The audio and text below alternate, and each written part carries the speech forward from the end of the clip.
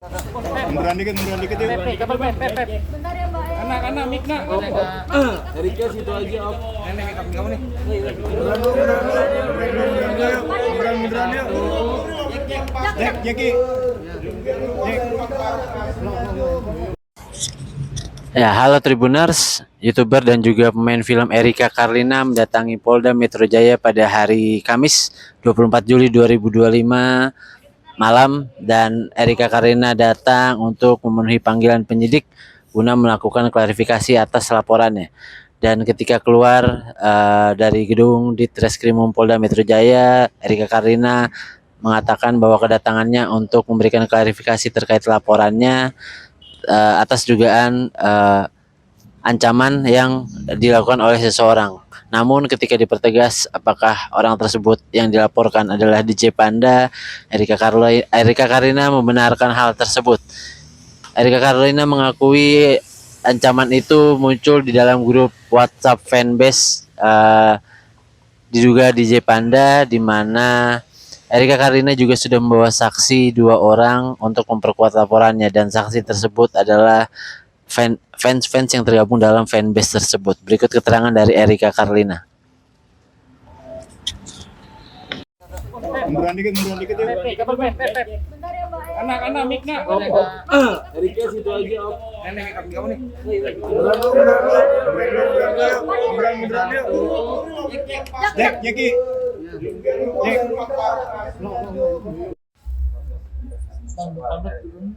Aku cuman datang untuk melanjutkan proses hukum yang emang sudah berjalan, ngasih bukti-bukti juga pengancaman yang berbahaya untuk janin aku, sama ada saksi-saksi yang bersedia banget untuk jadi saksi salah satu yang ada di dalam grup itu. Ancaman apa itu sih? Ancamannya banyak, aku nggak bisa kasih tahu ke kalian. Intinya Mungkin kronologi dulu Pak supaya juga clear Pak, dengan clear Pak.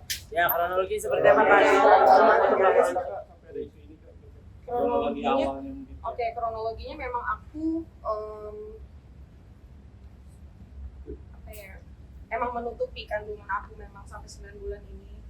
Cuman karena adanya pengancaman ini, jadi aku harus mau nggak mau demi janin aku harus ngomong juga. Jadi makanya aku bawa ke jalur hukum.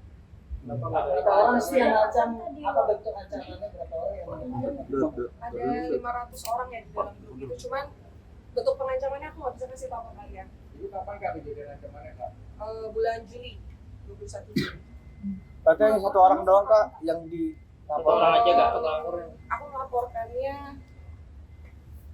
di bulan Juli juga, cuman tanggalnya itu aku lupa. Yang jelas sebelum podcast sama Olga. Tapi yang terlapornya siapa sih? Iya, terlapornya yang kalian udah tahu itulah. Dari pengakuan si itu gimana Kak? Sesuai dengan yang klarifikasi yang kemarin dia sudah mengakui memang adanya pengancaman. Cuman karena memang ini sudah berjalan ya proses hukumnya, jadi klarifikasi dia tuh ada setelah hukumnya sudah berjalan. Bayar, tapi dari Brevi sendiri tadi upload udah mau berdamai dengan DJ Panda. Bayar sendiri seperti apa, mau cabut laporan atau gimana Pak? Kalau itu aku lihat nanti dulu sih, karena kan memang kan dia harus datang dulu ke sini kan. Ya aku ngikutin proses hukum aja sih. Supportnya seperti apa Kak? klarifikasi berapa jumlah pertanyaan tadi yang bisa Ada banyak banget. Termasuk juga saksi-saksi yang tadi pada datang kan, jadi aku temenin juga. Saksinya ada 2 orang dari grup yang 500 orang gitu. Kak, Ini ya soal di berarti tidak apa Kak? Supportnya dari Kak. Supportnya ya Brevi semangatin aku terus sih. Terus setelah ini mungkin setelah apa? Setelah kelahiran mungkin dari komunitas mungkin akan support sudah apa kan dia mau ngasih tanggung jawab. Iya, bentuknya pasti masih ya support aja sih, sampai di depannya masih support terus.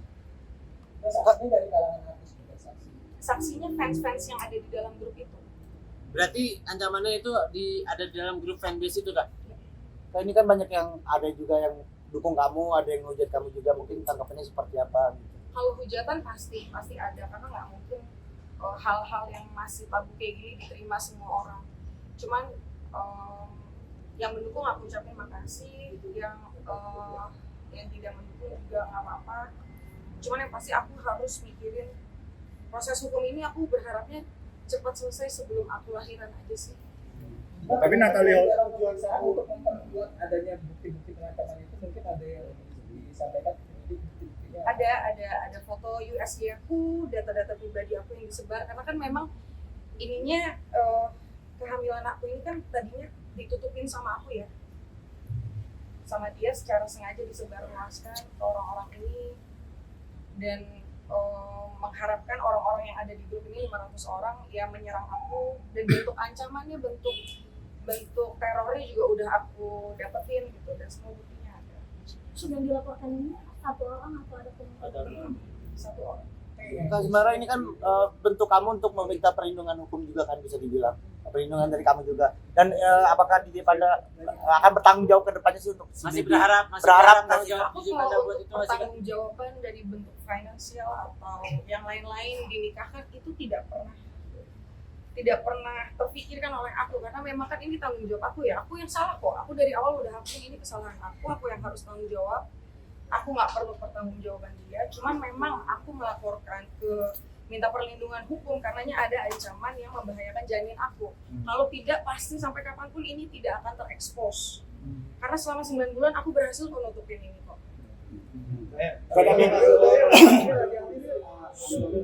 Mengingat dia akan menjadi calon bapak dari anak kamu, mungkin kan dampak psikologis ke anak kamu. Oh pasti, tapi itu nanti. Yang jelas sekarang yang terpenting kondisi kesehatan janin aku dulu, mental aku dulu, kedepannya nanti bisa lebih. Kalau misalnya dia mau peran. Oh itu aku belum bisa pikirin. Mbak Kair. video parodi dari Natali sendiri seperti apa Kak? Ada komentar? Kalau video dari Natali, aku secara personally aku nggak pernah kenal ya sama Natali. Maksudnya aku tidak pernah berteman dan tidak pernah ada masalah juga. Jadi kalau misalnya memang video parodi itu memang ditujukan kepada aku ya, kalau memang karena Natali ada itikat baik minta maaf, pasti aku maafin, karena kan ngeliat dia juga ibu punya anak ya. Dia punya anak juga, dia pernah dia single parent juga, jadi pasti aku maafin kalau dia minta maaf. Tapi sampai sejauh ini belum ada Belum.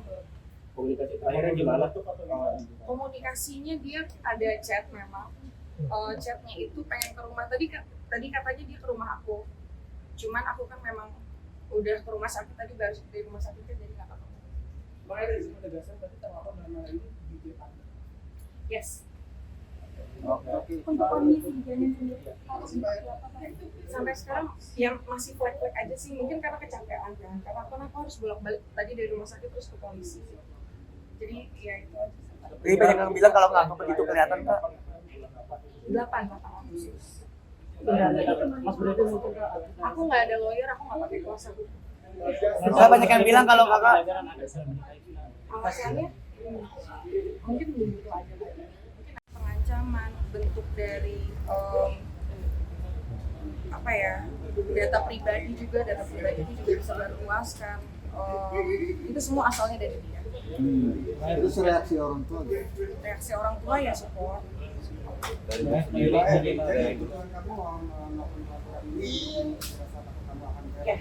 Ya. Karena di dalam grup itu sudah terlontarkan di bulan Agustus mereka akan menyerang akun-akun, bahkan di 21 Juli itu aku udah kena serang kok dari DM yang datang. Aku juga bingung kenapa orang-orang bisa tahu aku hamil. Itu yang pertama. Ternyata asal-asalnya dari grup itu. Enggak ada tujuan lain. trauma bisa yang kakak dapat. Trauma oh gitu tanyanya ke Brevi. Udah lah jangan. Kasih udah lepas buka jalan. Bang Jurek jangan ituin Bang Jurek. Ya ada. Kak Erika, makasih Kak Erika.